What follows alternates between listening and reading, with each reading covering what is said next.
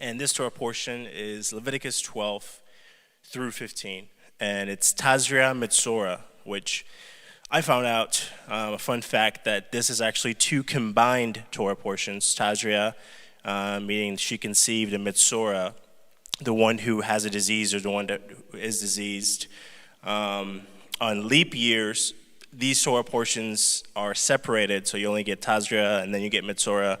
But on common years, like we have this year, Tazria and Metzora combined. So this portion continues from the last portion, basically elaborating more on the purification rituals and different laws surrounding what needs to take place when one is unclean.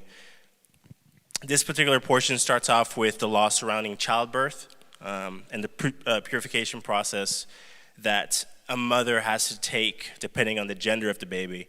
So if it's a female, there's more days than if it's a male. And then it also goes through the 8th day circumcision. And then it goes on to what we call in English leprosy, which is tasarat, which is a disease that actually afflicts people, clothes, and homes. And in this portion, God gives specific instructions on how we determine the gravity of this plague. And it's crazy looking into just the Torah portion and the different things associated with this particular plague. It is definitely no joke, this particular plague, as it not only affects the person, but also the home and the clothing. And depending how bad this is, the disease is, the afflicted person, as soon as he gets it, if it's bad enough that the priest checks it out, they actually have to go outside of the city alone until they're healed. #quarantine. So that is something that's crazy, on how also the afflicted area, whether it's a clothing or the house, that particular area of the house needs to be cleaned and removed. And if the sickness comes back, actually they have to destroy the clothing as well as the home, which is insane. The portion ended with the requirements of purification that surrounded several different various bodily discharges. And all of the purification rituals involve presenting a special offering to God to come back into the community and right standing. Now, for me this week, the Torah portion, the key word obviously is unclean. That is mentioned throughout the Torah portion, or in Hebrew, tameh. And I always used to struggle. I was talking to Autumn this week. I always used to struggle with the concept of clean versus unclean. In my mind, it just sounded like something negative. Obviously, if you're not clean, you're unclean, which is dirty, or even pure and impure. It sounded like good versus bad. And I know that's not the intention, when you see different things. Giving childbirth, good versus bad, that's insane. But as I kept thinking about it and looking into it, I found a word that made more sense to me and brought new life and new meaning into this Torah portion. And that was seeing it instead of good versus bad, even impure versus pure, or clean versus unclean. I saw it as compatible versus incompatible. And that word incompatible made more sense to me because in this portion, being ritually unclean or impure was more of a case of that person being incompatible within the sphere of God, or incompatible with God's presence in that current state that they were in. So it brought new meaning to me. And in this day and age, in 2020, I feel like we're so far removed from the temple and all the intricacies that involve God's, holy of holies in the center of the inner sanctuary. I remember 6+ years ago when I first came to FIT, Matt was going through a study on Leviticus and the temple, and it's still stuck to me this day, just being able to understand a little bit more of the ridiculous gravity that is God's holiness.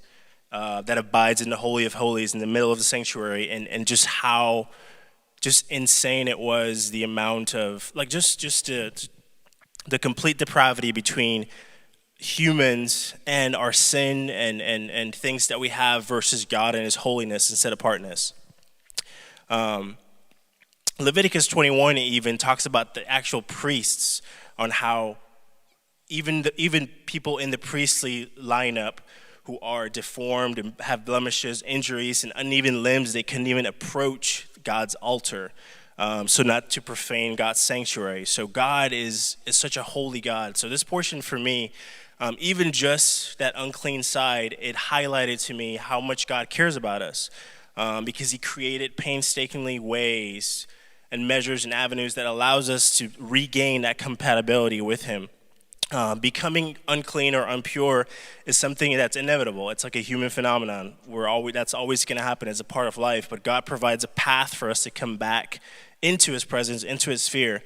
But ultimately, though, this portion really opened my eyes and reminded me of God's holiness and what that actually means.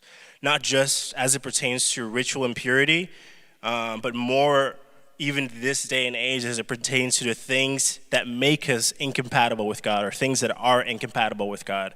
In this day and age, we have instant access to virtually everything under the sun. And how much precaution do I personally take in what I put in front of me? God tells us in 1 John that God is light, and in him there is no darkness at all, like not even a close to a semblance of darkness. Yet, how careful am I with the darkness that inevitably tries to creep into my world in various ways? Peter tells us to be sober-minded and alert, because the devil, as we know, prowls around like a roaring lion seeking to devour us. And then obviously in James, he tells us that each one of us, when we fall, is because we're drawn away from by our own lusts and enticed. But this Torah portion opened me up to see, what am I doing to remain sober-minded, alert? Like, how are we doing that in this day and age? How can I expect to be a useful soldier in God's kingdom if I'm constantly being distracted by things that are not compatible with God? And as I started to think about that, I realized in my life there are things that are not only just incompatible with God, but blatantly against God and his word. And for me personally, auditing myself, especially during this period of it's just a different type of life with staying at home and doing different things, it's given me time to reflect.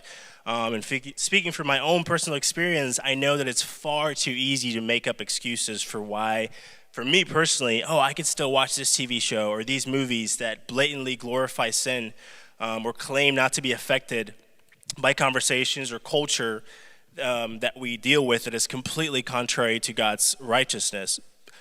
We grew up with, the term WWJD. I know you guys did, or I did personally. What would Jesus do? But today I wonder, in our lives, how much we would change if Yeshua got to hang out with us 24 hours a day for a week. Heck, even for just one day. I feel like it got me thinking, like, what would I stop doing? What would I start doing differently?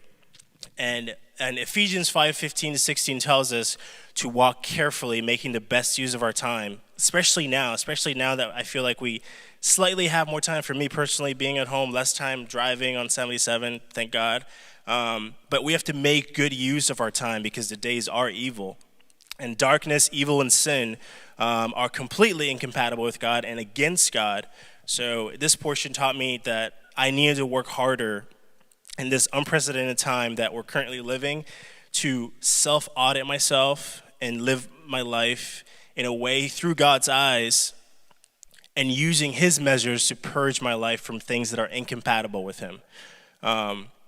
Instead of focusing on things that bring pleasure or that satisfy my flesh, we need to ensure that our testimony in our houses, for our spouses and our children, to be that where we're keeping our eyes on God.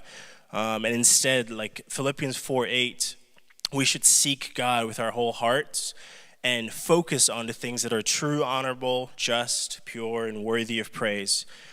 So my charge to you and myself during this period is for us to seek God with our whole hearts, and get rid of things that are incompatible with God, just like the portion showed.